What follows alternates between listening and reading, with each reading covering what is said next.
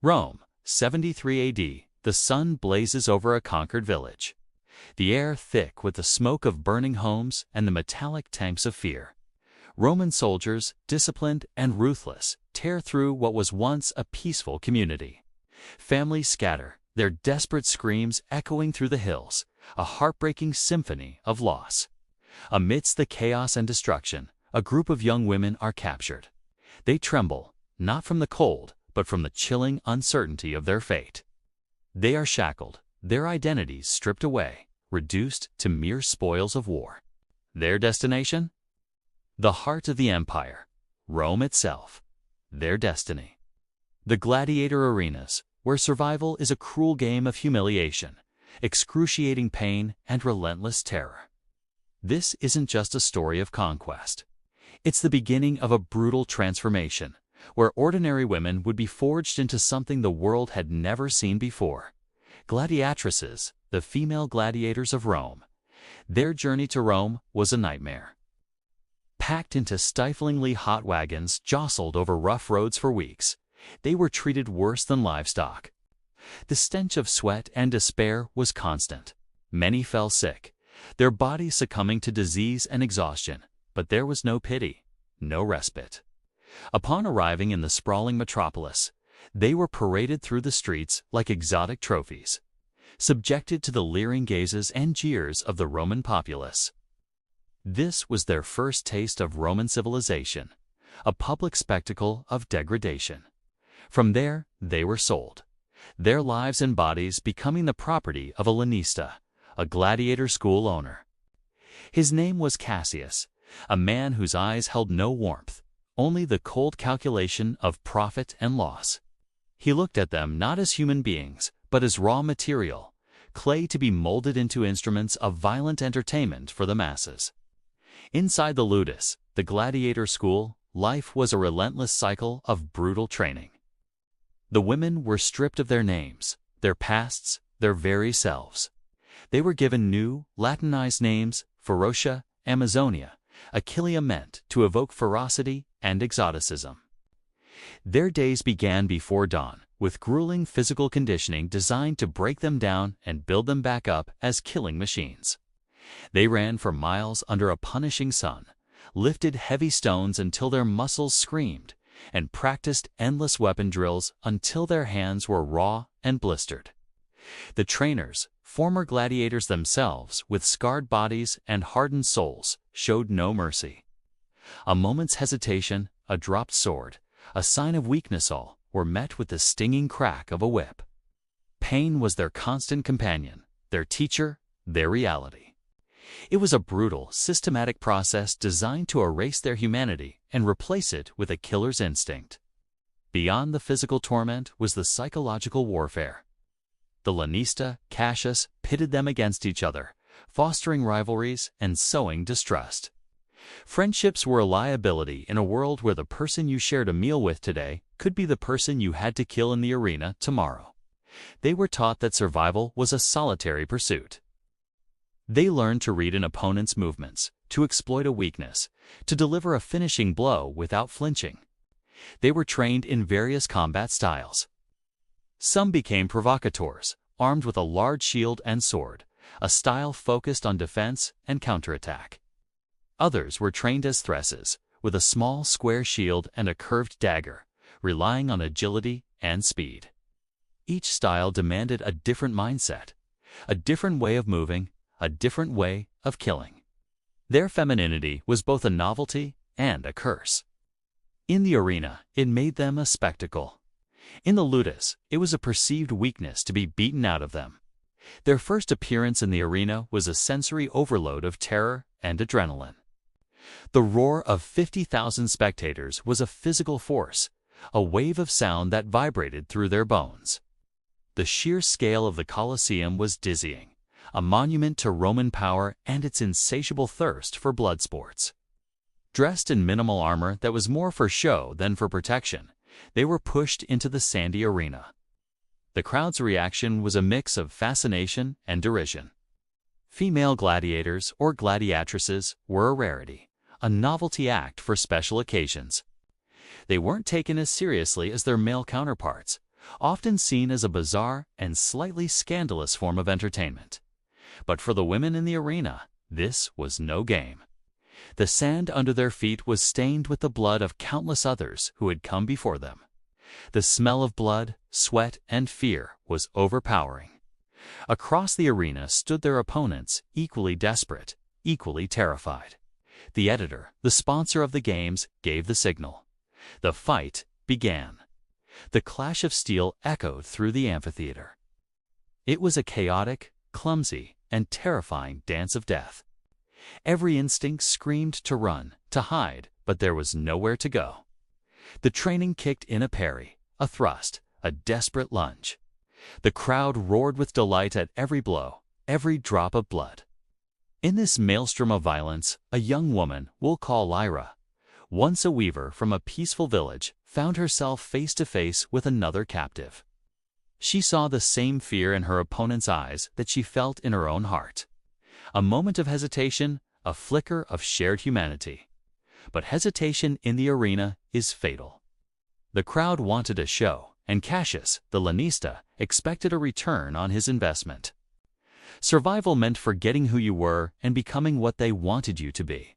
A killer. With a final, desperate shove, Lyra's opponent fell. The crowd roared its approval. Lyra stood, trembling, her sword dripping, her humanity a little more distant. She had survived, but she was no longer just Lyra. She was a gladiatrix life. As a gladiatrix was a bizarre paradox. In the arena, they were celebrated monsters, their victories earning them cheers and temporary fame. Back in the ludus, they were prisoners, their lives dictated by the whims of their owner. Successful gladiatrices could earn prize money, a portion of which they were sometimes allowed to keep. A few, the superstars of the arena, could achieve a level of celebrity. Their images might be scratched into walls as graffiti, or they might gain admirers who sent them gifts. This small taste of agency, of recognition, was a powerful motivator. It offered a sliver of hope in a hopeless world. The dream for every gladiator, male or female, was to one day earn the rudies, a wooden sword symbolizing their freedom. It was a dream that kept them fighting, kept them enduring the pain and humiliation. But this freedom was incredibly rare, especially for women, who were seen as expendable novelties. For most, the only escape from the arena was death. As Lyra fought and survived, she changed. The soft hands of a weaver became calloused and strong. The fear in her eyes was replaced by a hardened, watchful gaze. She learned to use the crowd's expectations to her advantage. They saw her as an exotic spectacle, so she played the part, moving with a deadly grace that was both captivating and terrifying. She formed a tentative alliance with another gladiatrix, a fierce woman from a Germanic tribe named Brenna. It was a dangerous bond, built on shared glances and unspoken understanding during training. They watched each other's backs, not out of sentiment, but out of a pragmatic need to survive. They knew that in this world, a lone wolf was an easy target. Together, they were stronger, their combined skills making them a formidable pair in the mock battles of the ludus, and a terrifying force in the arena. The peak of their career came during games hosted by the emperor himself.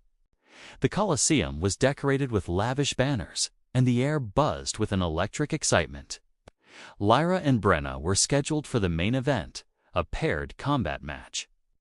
This was their biggest stage yet. Failure meant certain death. Success meant immense, albeit fleeting, glory. As they walked into the arena, the roar of the crowd was deafening. They stood back to back, their senses on high alert. Their opponents were two seasoned male gladiators, bigger and stronger. The crowd loved the mismatch. The fight was a brutal ballet. Lyra, with her speed and agility, darted in and out, creating openings. Brenna, with her raw power, met their opponents' charges head-on. It was a desperate, bloody affair.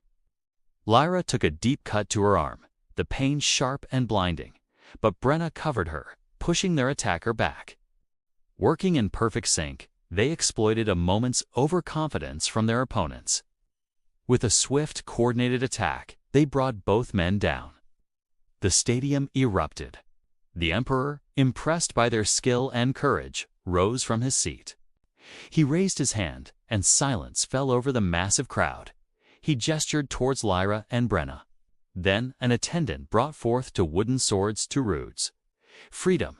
The crowd gasped, then roared louder than ever before.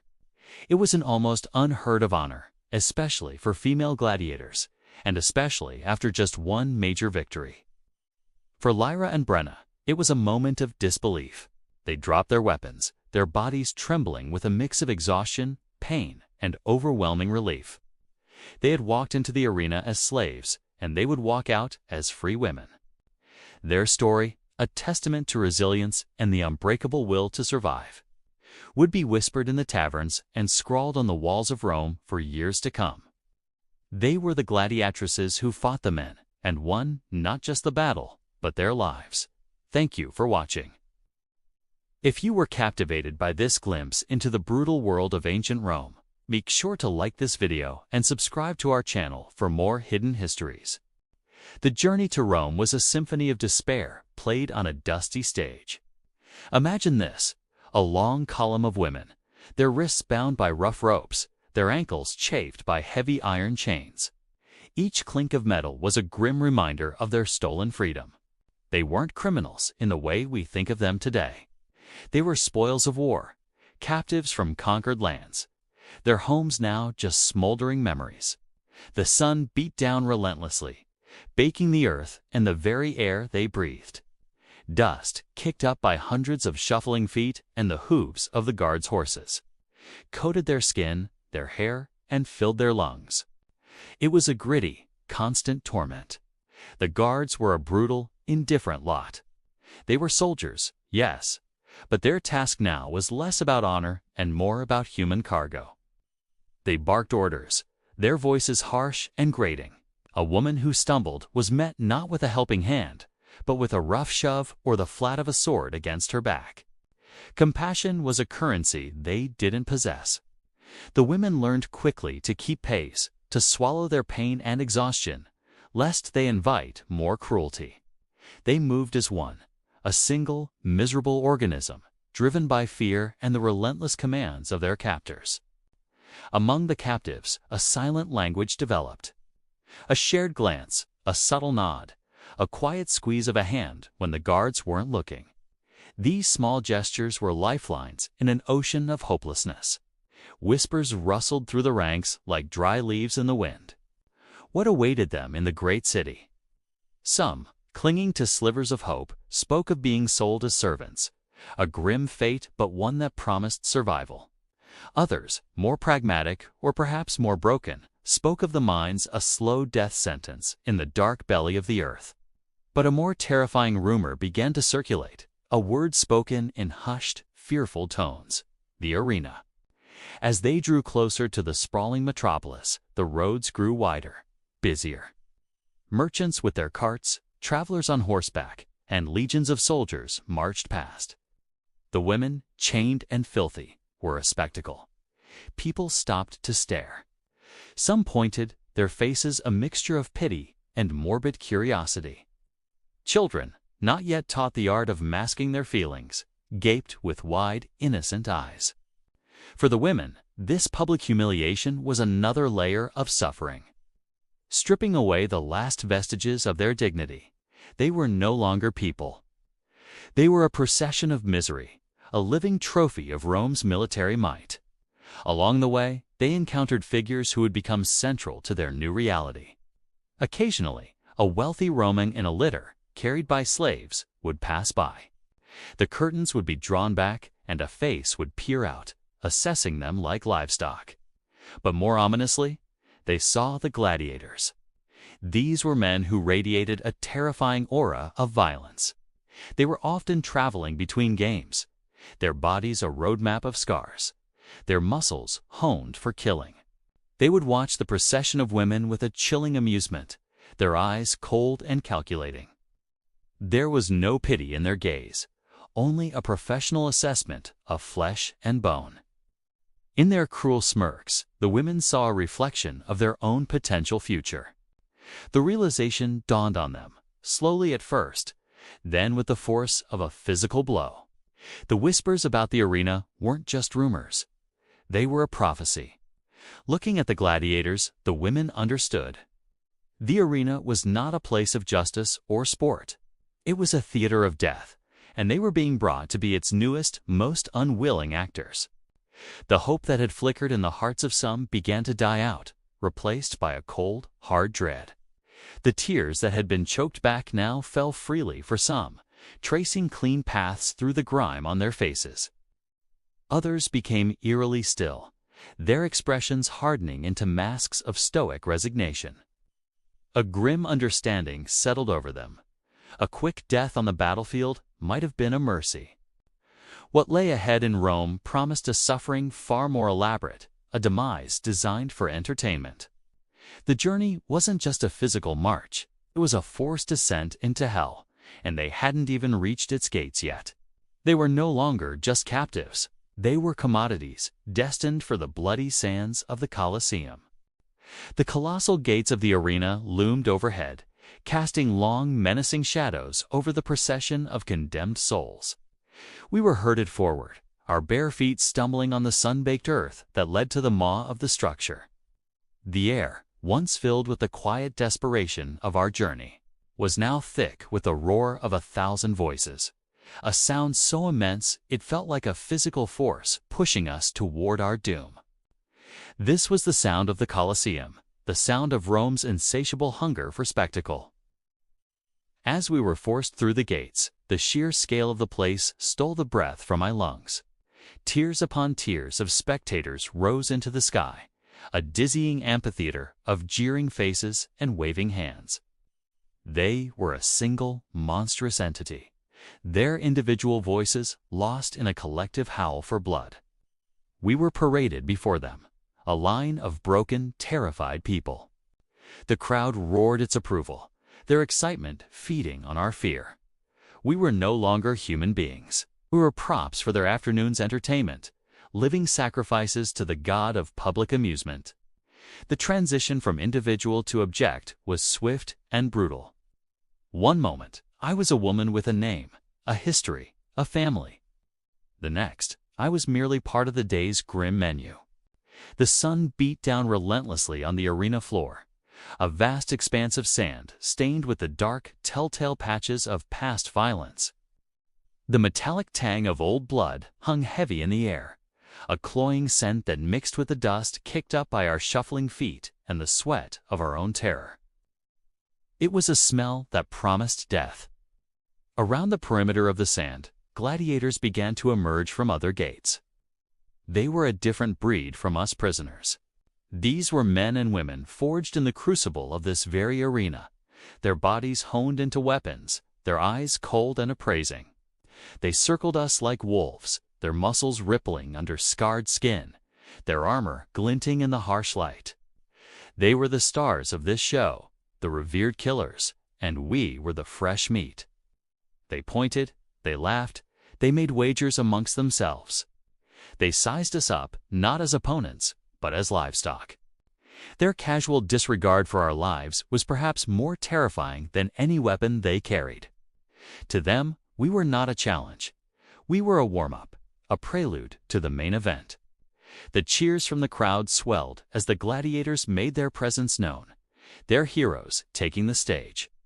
We were shoved into holding pens at the edge of the arena, the rough wooden bars pressing against our backs. From here, we had a perfect, horrifying view of the proceedings. The games had already begun. The first of the prisoners were pushed out onto the sand, armed with nothing but crude wooden staves. From the opposite side, a gate was raised, and a pack of starved hounds was released, their barks echoing in the cavernous space. The crowd erupted. The hunt was short and savage. There was no sport in it, only butchery. We watched, paralyzed, as people we had shared our last miserable days with were torn apart. The sand, once golden, was now painted with fresh crimson. The women in my group huddled together, our bodies trembling uncontrollably. Tears streamed down faces caked with dust and grime, but no one made a sound. Our screams were trapped in our throats, silenced by a terror so profound it felt like a physical gag. We were no longer weavers, mothers, daughters. We were objects of spectacle, our impending deaths a form of currency in this grand, horrific economy of entertainment. The faces in the crowd were a blur of open mouths and gleeful eyes. They pointed, they gestured, they consumed our suffering with an appetite that seemed bottomless. Then came the true gladiators. A pair of fighters, a Murmello with his large shield and crested helmet, and Auriciarius with his net and trident, entered the arena to a fresh wave of thunderous applause. Their fight was a dance of death, a display of skill and brutality that held the crowd spellbound. The clang of metal on metal, the grunts of effort, the roar of the audience, it all blended into a symphony of violence.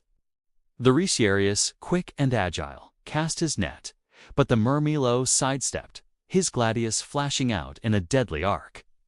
The fight ended as quickly as it began, with one man standing and the other lying motionless on the blood-soaked sand. Attendants dressed as Charon, the ferryman of the dead, quickly dragged the body away, and the sand was raked over, ready for the next act. Our turn was approaching. The guards moved along the pens, their hands on the latches. My heart hammered against my ribs, a frantic drumbeat counting down my final moments. I looked at the woman next to me, her eyes wide with a silent, pleading question. What could I offer her? What comfort was there to give? We were just nameless figures in a grand, bloody tapestry woven for the amusement of others. The gate to our pen creaked open. The guards grabbed the first few women, their hands rough, their faces impassive. A scream finally broke from one of them, a high, piercing shriek of pure terror that was swallowed by the amphitheater's roar. As they were dragged toward the center of the arena, I could see what awaited them. This time, it wasn't beasts or gladiators. It was a prearranged scene, a morbid piece of theater. The women were tied to stakes, arranged to mimic some mythological tableau. The crowd quieted, a hush of anticipation falling over them. They were about to witness a story told in flesh and blood, a tragedy where the actors would truly die.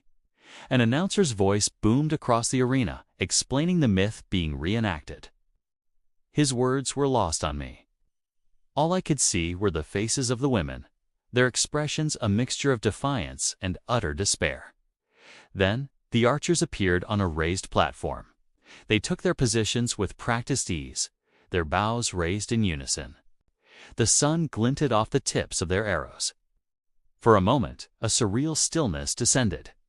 It was the pause before the final, irreversible act. The crowd held its breath. I closed my eyes, unable to watch, but the sound was inescapable. The sharp twang of bowstrings released in perfect harmony, followed by a series of sickening thuds. A collective gasp, then a roar of appreciation from the crowd, swept through the Colosseum. When I opened my eyes, the macabre replay was over. The stage was being cleared for the next performance.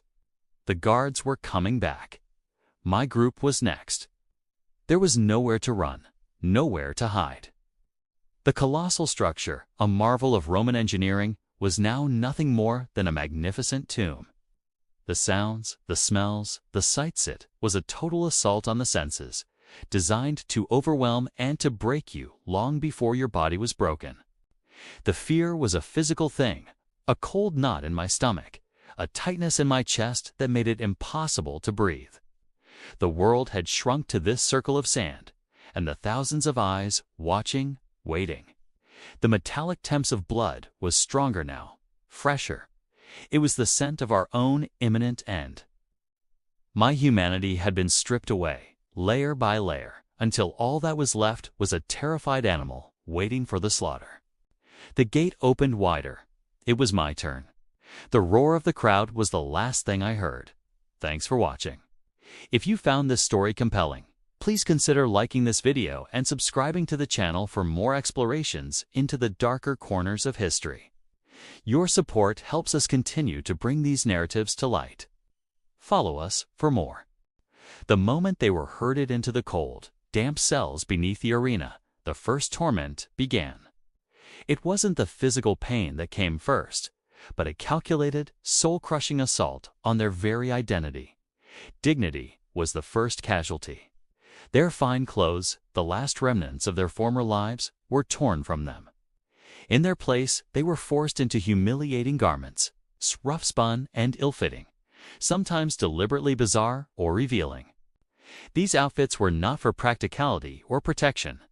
They were costumes in a cruel play, designed to strip them of their humanity and transform them into objects of ridicule for the roaring crowds above.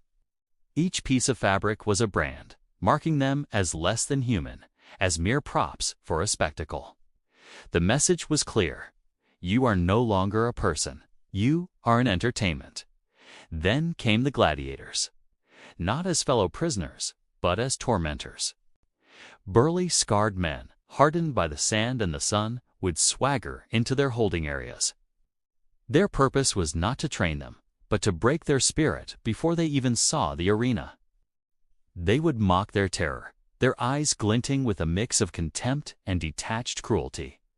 They'd press the flat of a blade against a trembling throat, not to harm, but to savor the fear. They'd circle them like predators, their laughter echoing off the stone walls, a constant, grating reminder of their powerlessness. Every flinch, every tear was a victory for them, a confirmation of the new, brutal hierarchy. These men, who lived by the sword, were now tasked with dismantling the women's will to resist, piece by agonizing piece. Some women were pulled from the cells not for a true fight to the death, but for something far more debasing: staged performances. They were forced into ludicrous, choreographed fights against one another or against costumed actors. These weren't contests of skill or survival. They were grotesque parodies of combat, designed solely for the amusement of the elite spectators. A wealthy patron might request a specific scene, perhaps a clumsy reenactment of a mythological battle, where the women were meant to stumble and fall for laughs. They were handed blunted weapons, props, in a dark comedy where the punchline was their degradation. The crowd would howl with laughter at their feigned struggles, their orchestrated fear. For the women, it was a profound humiliation, a public stripping of their agency, forcing them to perform their own debasement for the pleasure of their captors. Each day blurred into a nightmarish cycle of dread and despair. The rising sun brought no hope, only the certainty of more suffering. The sounds of the arena above the roar of the crowd, the clash of steel, the cries of the dying became the soundtrack to their existence. Their own screams of terror and anguish would echo in the subterranean corridors, swallowed by the cold stone, unheard and unheeded. Sleep offered little respite, often filled with visions of the mocking faces and the jeering crowds. The very air was thick with the stench of fear, sweat, and despair. They were trapped in a living nightmare, where the walls seemed to close in, and the only certainty was that tomorrow would bring a new, and perhaps even crueler, form of torment. Their spirits were under constant siege, a battle fought not with swords and shields, but in the silent, desperate chambers of their own hearts.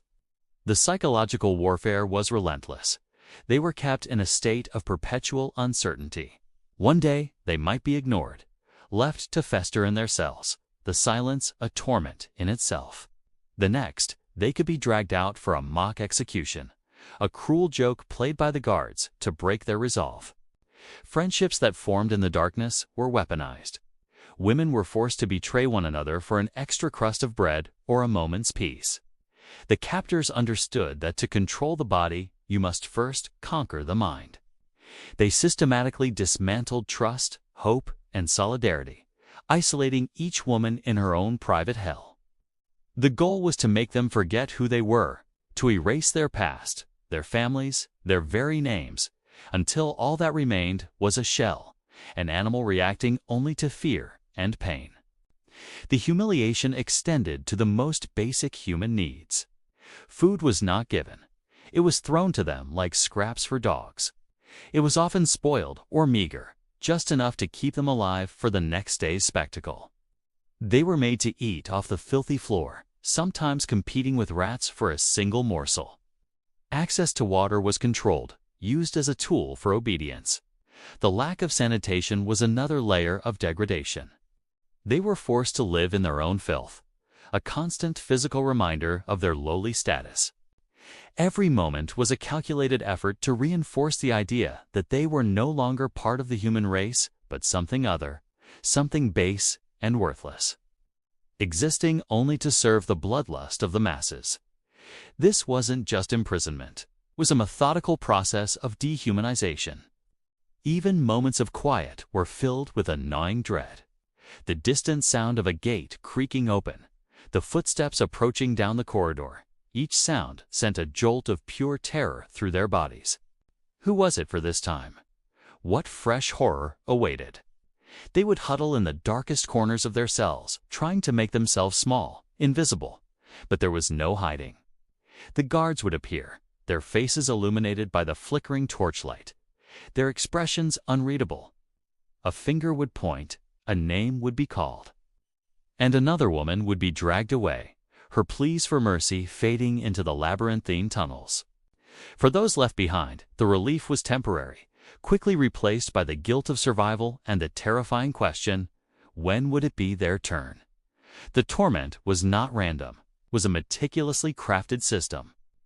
The elites who orchestrated these games knew that the spectacle wasn't just about death. It was about the performance of power. By publicly and systematically degrading these women, they were sending a message to the entire populace. It was a demonstration of absolute control, a warning of what could happen to anyone who fell from favor or challenged the established order. The women in the cells were not just victims. They were pawns in a larger political game. Their suffering a form of public theater meant to entertain, intimidate, and reinforce the brutal realities of their world. Their pain was a commodity, bought and sold for the price of a ticket. And so, day bled into night, and night into another agonizing day. The hope for rescue, for escape, began to wither. The memories of their old lives, the warmth of family, the taste of a good meal, the feeling of sunshine on their skin became faint, like half-remembered dreams. The arena's shadow loomed over everything, a constant presence that tainted every thought and every breath. Their existence was reduced to a primal state of survival, a moment-to-moment endurance test against a tide of cruelty that threatened to drown them completely. Their screams echoed against the stone walls, a haunting chorus in the grand, brutal opera of the arena, a testament to the depths of human cruelty and the resilience of those who endure it. This was the first torment, a deliberate and unyielding campaign to erase the person and leave only the spectacle. Thank you for joining us on this journey into a dark chapter of history. It's important to remember these stories not just as tales of suffering, but as testaments to the human spirit's will to endure even in the most unimaginable circumstances. If you found this exploration meaningful, please consider liking this video and subscribing to our channel for more deep dives into the past. Hit the notification bell so you won't miss our next episode. We appreciate your support. See you next time. Hey everyone, welcome back to the channel. Today, we're diving deep into a story of incredible human spirit. A tale where even in the darkest of times, the flame of hope refuses to be extinguished. Let's get right into it. Imagine a world stripped of all light, a place where freedom is just a forgotten word. This was the reality for the captives, chained, defeated, and thrown into a brutal new existence. Their days were a blur of fear and exhaustion. The gladiators, their captors, were giants of muscle and steel, their faces cold, impassive masks. To them, the captives were not people. They were property, tools for their bloody games in the arena. Despair was a thick, suffocating blanket, and for many, giving up seemed like the only logical choice. What was the point of fighting when every odd was stacked against you?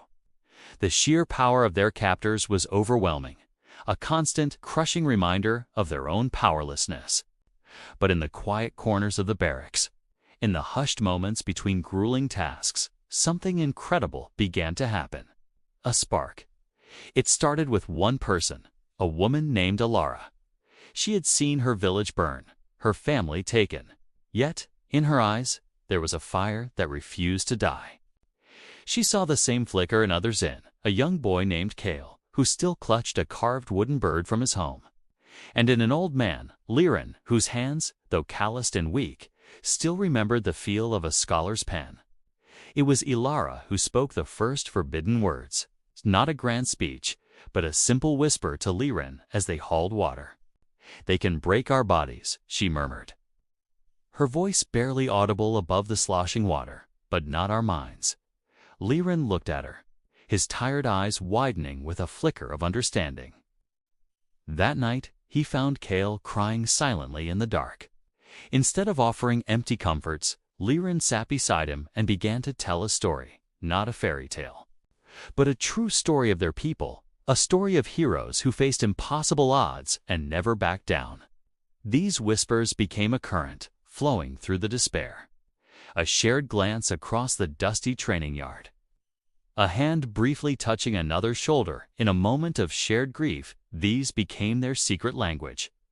They started sharing more than just sorrow. They shared memories of strength. Kale, remembering the hunting lessons from his father, quietly showed others how to read the faintest tracks in the dirt. Alara, whose mother was a healer, secretly taught them which common weeds could be used to soothe cuts and bruises. Small remedies that eased their suffering just a little. This wasn't a rebellion of swords and shields. It couldn't be. Their resistance was quieter, more profound. It was the art of survival, not just of the body, but of the soul. They created a network of knowledge, an invisible university in the heart of their prison. An old weaver taught others how to tie intricate knots that could be undone with a single pull, a useless skill it seemed, until it was used to subtly sabotage a rope trap in the training yard, causing a minor but satisfying delay. A musician hummed ancient melodies, tunes of freedom that the gladiators dismissed as mournful dirges. But for the captives, each note was a promise of a world beyond the walls. They learned to read their captors. They noted the shift change, the guard who drank too much, the one who was easily distracted. This information, passed along through a chain of whispers and gestures, was their new currency. It was power, small but real.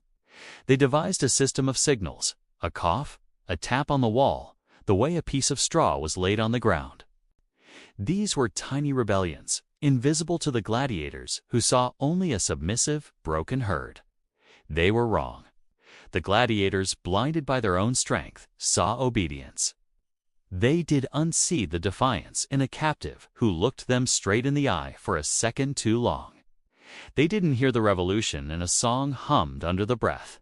They didn't understand that every story shared, every skill taught, was a weapon being forged in the fires of their own cruelty. This secret resistance was a testament to a powerful truth. Even when stripped of everything, the human will to be free is a force that cannot be entirely crushed. Courage, they were all learning, wasn't about the absence of fear.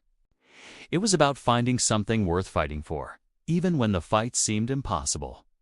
And for the first time in a long time, as they looked at each other in the gloom, they saw not just fellow prisoners, but comrades. They had found their weapon. It was hope. It was each other. The resistance had begun. Thank you so much for watching. It's a powerful reminder of what people are capable of. If you found this story moving, please hit that like button, subscribe for more content like this, and share your thoughts in the comments below. We'll see you in the next one. The camp was a pressure cooker, and it was only a matter of time before it exploded. Tensions, once simmering beneath the surface, now boiled over into open hostility. The guards, sensing the shift, tightened their grip, their cruelty escalating with each passing day. The meager rations grew even smaller, the labor more grueling.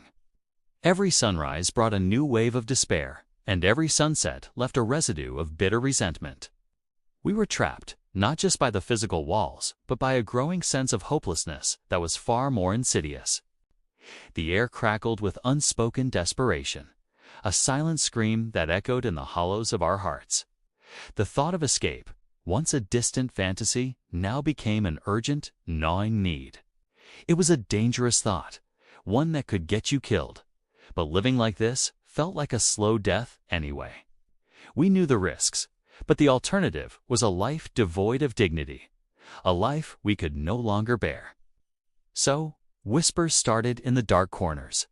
Furtive glances were exchanged, and a fragile seed of rebellion began to sprout in the barren soil of our suffering. One evening, a woman I'll call Ilara decided she'd had enough. She was brave, maybe too brave, for her own good. Her spirit was a flame that refused to be extinguished, no matter how hard the guards tried to stamp it out. She saw a brief lapse in the guards' patrol, a fleeting window of opportunity near the western fence, and she took it. Her movements were a blur of desperation and hope, a frantic scramble towards a life she could barely remember. But her luck ran out. A gladiator, one of the most ruthless, spotted her just as she reached the barbed wire. His shout echoed through the yard, a death knell for her dreams of freedom. They dragged her back, her desperate struggles serving only to entertain the other guards. The hope that had briefly flickered in our chests was violently snuffed out, replaced by a cold, familiar dread. We all knew what was coming next. Punishment in this place was never a private affair. It was a spectacle, a lesson carved into the flesh of one to terrify the many. We were all going to be forced to watch. The next day, the entire camp was herded into the main square. The air was thick with a sickening anticipation. Ilara was brought out, her face a mask of defiance, though I could see the tremor in her hands.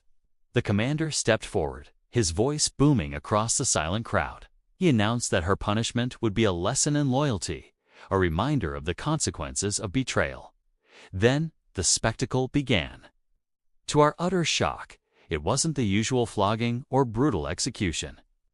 Instead, they brought out her closest friend from the barracks, a quiet girl named Lyra. A gladiator handed Lyra a whip. The commander's order was simple and monstrous. Lyra was to carry out the punishment on Ilara herself, or they would both suffer a fate far worse. The crowd of spectators brought in from the city began to cheer, completely oblivious to the psychological torture unfolding before them. They saw a play, a dramatic performance of justice. We saw hell on earth. Lyra stood, frozen, the whip feeling like a venomous snake in her hand. Her face was pale, tears streaming down her cheeks. She looked at Ilara, her eyes pleading for an answer that wasn't there. Ilara, in a moment of unbelievable strength, just nodded slowly, her expression a mixture of forgiveness and resignation. It was an act of mercy, in a way giving Lyra permission to do the unthinkable, to save herself. With a gut-wrenching sob, Lyra raised the whip. The first lash was hesitant, barely touching Ilara's back. But the commander's roar urged her on, and with each strike, a piece of Lyra's soul seemed to die. The physical pain was secondary. What we were witnessing was the deliberate, systematic destruction of a human spirit. It was a masterclass in terror, designed to break not just the body, but the mind, the bonds of friendship, and any lingering hope of solidarity. The crowd's cheers grew louder, a grotesque soundtrack to our silent horror. We, the survivors, stood and watched, paralyzed by a storm of emotions. Fear was the most immediate, a cold hand gripping our insides. If they could do this to Ilara, what would they do to us?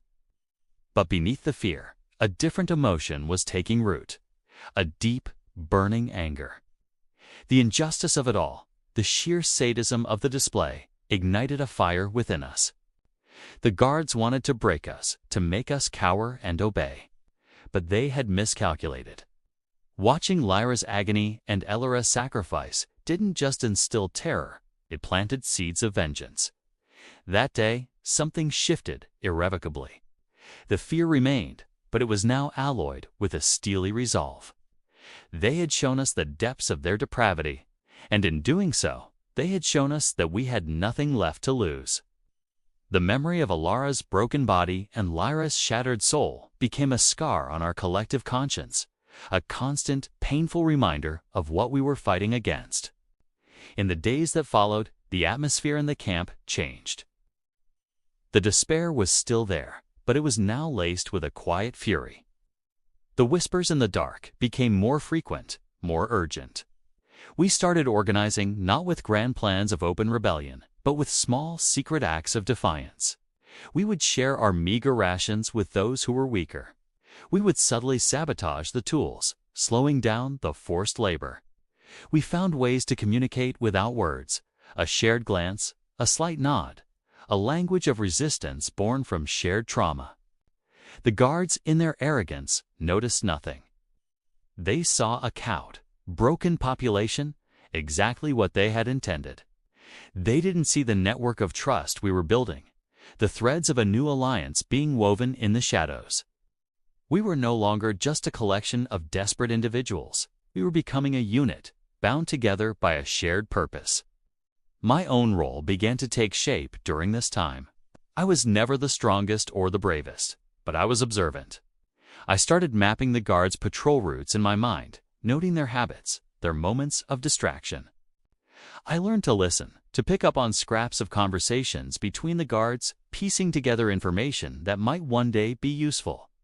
Every detail, no matter how small, was a potential weapon. I became a keeper of secrets, a silent archivist of our oppression. My anger, which had once felt like a powerless, churning sea, was now being channeled into a focused, deliberate purpose. It wasn't about a wild, impulsive escape anymore. It was about dismantling this entire system of cruelty, piece by piece. The memory of Alara's ordeal was a constant fuel. Her sacrifice would not be in vain. It had to mean something. The turning point came when Lyra, who had been a ghost of herself since that horrific day, approached me. Her eyes, once vacant, now held a spark of cold fire. She told me she couldn't live with what she had done, but she also couldn't die without making it count. She had been watching the guards, too. She had noticed a flaw in their supply chain, a weekly transport that was less heavily guarded than the others. She believed it was our only real chance. Her words were a catalyst. Her personal quest for redemption merged with our collective desire for liberation.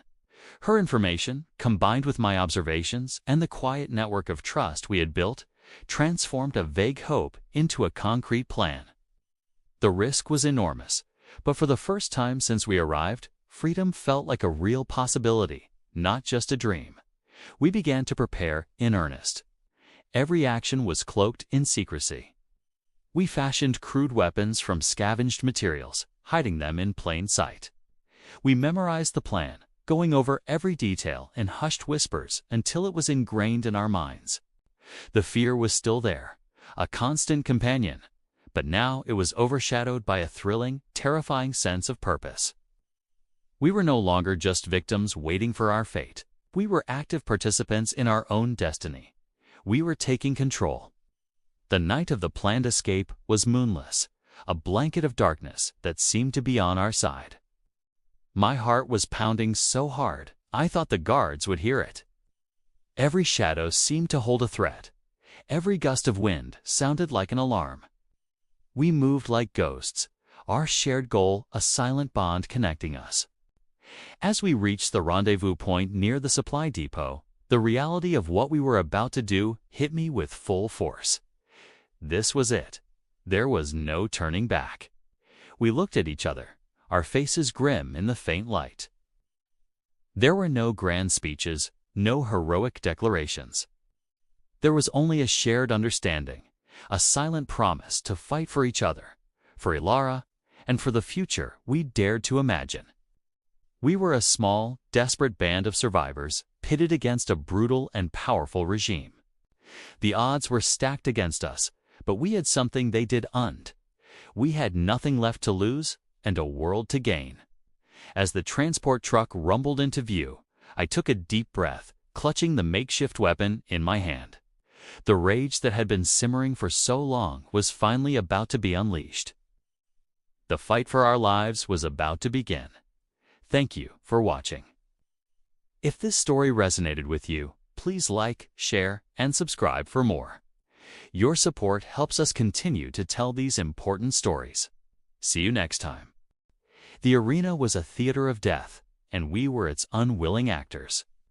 Day after day, we were paraded out, our bodies objects of spectacle, our lives hanging by a thread woven from the whims of the crowd and the cruelty of our captors. Despair was a thick, suffocating blanket that settled over us, heavier with each sunrise. We were taught to see each other as rivals, competitors for the meager scraps of survival thrown our way. Trust was a luxury we couldn't afford, a weakness that could be exploited. So we learned to build walls around our hearts, to keep our heads down, to just get through another day. Hope was a forgotten word, a distant memory from a life that felt like it belonged to someone else. The roars of the crowd were our constant lullaby, a brutal reminder of where we were and what we were. We were trapped, and every passing moment felt like a nail in our collective coffin. The gladiators, our supposed partners in this macabre dance, were just another set of guards, another source of fear. They saw us not as people, but as tools, as stepping stones to their own fleeting glory. Their laughter echoed in the training yards, sharp and mocking. As we were forced into degrading poses, our spirits chipped away piece by piece. There was no kindness in their eyes, only a cold, calculating ambition. Any attempt to resist, even a defiant glance, was met with swift and brutal punishment. The message was clear. We were less than human. We were property. And property doesn't have a voice. Then, one sweltering afternoon, a new transport arrived. The gates groaned open, and a new gladiator was shoved into the yard. We barely glanced up. New arrivals were common, their faces a blur of fear and bravado that would soon be erased by the sand and the steel. But this one, he was different. There was no swagger in his step, no arrogance in his gaze. He was broad-shouldered and scarred, a veteran of countless battles, that much was clear. But his eyes held a weariness that went beyond physical exhaustion. It was a soul-deep fatigue, the kind that comes from witnessing too much horror, from participating in too much cruelty. His name was Cassian. He didn't boast or threaten. He just watched. He saw the casual brutality, the way the other gladiators treated us, the flicker of fear in our eyes that we tried so desperately to hide. He saw it all, and unlike the others, he didn't look away. He didn't join in the taunts. He stood apart, a silent, brooding presence that was unsettling in its stillness. The other gladiators didn't know what to make of him. They tried to draw him into their circle, their crude jokes and power games, but he rebuffed them with a quiet finality that left no room for argument. His silence was a shield, but it was also a judgment. At first, we were suspicious. Kindness was a trap. A different kind of cruelty was still cruelty. We kept our distance, watching him as he watched us. But then, small things started to happen. A bucket of clean water left near our quarters when the guards had forgotten. A stray comment from Cassian that drew a guard's attention away just as he was about to strike one of the women. A piece of sharpened flint, no bigger than a thumbnail, mysteriously appearing tucked into a fold of cloth. These were tiny gestures, almost unnoticeable, but in our world, they were earthquakes. They were acts of rebellion, quiet but profound. One evening, during the mock battles in the training yard, a notoriously vicious gladiator named Valerius cornered Lyra, one of the youngest among us. He was known for taking his training too far. As he raised his blunted sword, a shadow fell over them. It was Cassian. He didn't say a word. He just placed his hand on Valerius's arm. It wasn't a violent gesture, but the pressure was undeniable. The look that passed between them was electric. Valerius, for all his bluster, hesitated. He saw something in Cassian's eyes that gave him pause, a promise of consequences that would not be pleasant. He lowered his sword and stalked away, muttering curses. Cassian just nodded slightly at Lyra and walked away, melting back into the shadows. That night, For the first time in a long time, the air in our quarters wasn't filled with silent tears. It was filled with whispers. The whispers were tentative at first, like the first drops of rain before a storm. "Did you see?" He stopped Valerius. "I found this. You must have left it." The name Cassian was spoken with a mixture of awe and fear. He was a gladiator, one of them, but he was also not. He was an anomaly, a glitch in the brutal system that governed our lives. He was risking everything. If he were caught, his death would be slow and agonizing, a public spectacle to remind everyone of the price of defiance. Yet, he continued. He taught us, in stolen moments, how to read the subtle shifts in a fighter's stance, how to use our agility as a weapon, how to find the weak points in armor. He never spoke of a grand escape plan. He just gave us tools, tools for survival, tools that empowered us. He was showing us that we were not helpless. His quiet courage was a stark contrast to the loud, empty bravado of the other gladiators. They fought for glory, for coin, for the roar of the crowd. Cassian, we realized, was fighting for something else entirely. He was fighting for a shred of humanity in a place designed to strip it away. He was fighting for us, and his bravery, this quiet, steady flame in the suffocating darkness, became contagious. It was a spark, and that spark passed from one woman to another in hushed tones and shared glances, began to catch. The seeds of hope, long dormant and buried under layers of fear and resignation, began to sprout. We started to look at each other differently. Not as rivals, but as allies. Lyra, who Cassian had saved, began organizing the younger women, teaching them what she had learned. Elra, who had been a weaver before her capture, started noticing patterns in the guards' patrol routes. I began to watch, to listen, to collect the fragments of information that Cassian subtly fed us. The whispers grew bolder. They were no longer just about survival. They were about something more. They were about defiance. The idea, once unthinkable, started to take shape in the darkness of our shared confinement.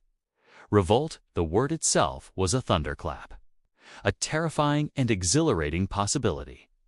It was insane. It was suicide. But the alternative was a slow, spirit-crushing death on their terms. Cassian had not given us a plan.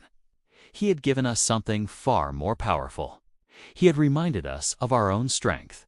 He had shown us that even one person, acting with conscience, could change the world. Or at least, our small, brutal corner of it. The whispers of revolt were no longer just whispers. They were the drawing of a collective breath, the quiet gathering of a storm. And we knew, with a certainty that was both terrifying and liberating, that the arena would soon bear witness to a different kind of fight. Thank you for watching. If this story has captured your imagination, make sure to subscribe and hit the notification bell so you don't want to miss the next chapter in this epic tale. The day dawned, not with the gentle blush of a new beginning, but with the blood-red stain of impending doom. The city was electric, a current of anticipation running through its stone veins. Today was the day of the great games, the Ludi, a spectacle of life and death that the entire populace craved. Down in the damp, suffocating darkness beneath the arena, we waited. The air was thick with the stench of fear, sweat, and unwashed bodies. We were no longer individuals, but a herd of condemned souls herded towards the slaughter. The guards, their faces impassive masks of bored cruelty, chained us together. The iron was cold and heavy against our skin, a stark reminder of our bondage. As we were shoved up the ramp and into the blinding light of the arena, a deafening roar hit us like a physical blow. The stands were a dizzying kaleidoscope of color and movement, a sea of faces, all hungry for the show to begin. Tens of thousands of them, from the highest senator in his purple-bordered toga to the poorest plebeian in the cheap seats, all united in their thirst for spectacle. For them, we were not people. We were props in their grand entertainment. We were led to the center of the vast, sand-covered floor. The sand, I knew, was raked fresh to better absorb the blood that would soon be spilled. I scanned the crowd, my heart pounding a frantic rhythm against my ribs. Was there any hope? Any chance of escape from this grand theater of death? Then I saw him. Across the arena, standing near one of the gladiatorial gates, was Marcus, the sympathetic gladiator. Our eyes met for a fleeting second. It was a look that held no promises, but it held a flicker of something more than pity. It held a plan. The master of the games, a portly man, dripping with jewels and self-importance, began his opening speech. His voice, amplified by the arena's acoustics, boomed across the stands, listing the day's attractions: wild beast hunts, executions, and of course, the gladiatorial combats. We, the prisoners, were part of the opening act, a warm-up for the main events. But we had our own script to follow. The signal was subtle, almost imperceptible. Marcus, while checking his own equipment, dropped a small whetstone. It was the sign. Immediately, Lyra, a fierce woman from the northern tribes who had been captured alongside me, let out a piercing shriek. It wasn't a cry of fear, but a war cry. As if on cue, the women around me, the ones who had been part of our desperate plan, sprang into action. Lyra had managed to loosen a paving stone from the floor of our cell over weeks of patient work. She now slammed it against the leg of the nearest guard. He crumpled with a cry of surprise and pain. Chaos erupted. It was a beautiful, terrifying, glorious chaos. This was not the choreographed violence the crowd had paid to see. This was real. This was a rebellion. The few of us who were part of the plan had one goal: reach the gate Marcus was guarding. He had promised to leave it unlatched. The other prisoners, caught by surprise, either froze in terror or joined the fray with desperate fury. Using the confusion, I grabbed the fallen guard's keyring. My hands trembled, but I managed to unlock my own shackles and then those of Alara, a young girl from Gaul whose only crime was being in the wrong place at the wrong time. "Run!" I screamed at her, pointing towards Marcus's gate. More stones were thrown, scavenged from the very foundations of our prison. The guards, initially stunned by the audacity of a few chained women, were now recovering, their training kicking in. Swords were drawn, and the clash of steel echoed amidst the screams. A guard lunged at me, his face a mask of rage. I parried his blow with my chains, the heavy iron links saving my life. Before he could strike again, a spear flew past my head and embedded itself in his chest. It was Marcus. He had thrown his own weapon, openly siding with us. He was a dead man now, but he had bought us precious seconds. "Go now," he roared, drawing his short sword to hold off two more guards who were rushing him. We ran. We ran like the hounds of hell were at our heels, which they were. The sand kicked up under our bare feet, each step a prayer. The roar of the crowd had changed, was no longer a sound of gleeful anticipation. It was a cacophony of shock, anger, and for some, perhaps, a thrill at this unexpected turn of events. They were getting more of a show than they had bargained for. Some of us made it. I saw Lyra, her face streaked with dirt and blood, slip through the gate Marcus held open. I pushed Alara through, right behind her. A few others followed, a desperate stream of humanity pouring into the labyrinthine corridors beneath the stands. But not everyone was so lucky. I saw a woman I knew only as Sabina get cut down, her cry swallowed by the noise. Another was cornered, her defiance ending with a swift sword thrust. Their screams were a brutal counterpoint to the baying of the mob. I was one of the last ones to reach the gate. As I scrambled through, I risked a glance back. Marcus was overwhelmed, fighting 3 guards at once. He went down a hero's death that no one in the stands would ever appreciate. Behind him, the remaining rebels were being brutally subdued. They were rounded up, chained again. Their brief taste of defiance crushed under the iron-soled sandals of the legionaries. We who escaped didn't stop running. We navigated the dark, confusing tunnels, following the faint hope of fresh air. We burst out into a back alley of the city, blinking in the unfamiliar light, gasping for breath. We were free. But it was a freedom tainted with loss and guilt. We had survived, but so many had not. We had escaped the arena, but the screams of those left behind would haunt our steps forever. The games would go on. The crowd would get their blood. For those we left behind, the horrors were just beginning. And that is a truth that survival can never erase. Thanks for watching. If this story moved you, please consider subscribing for more.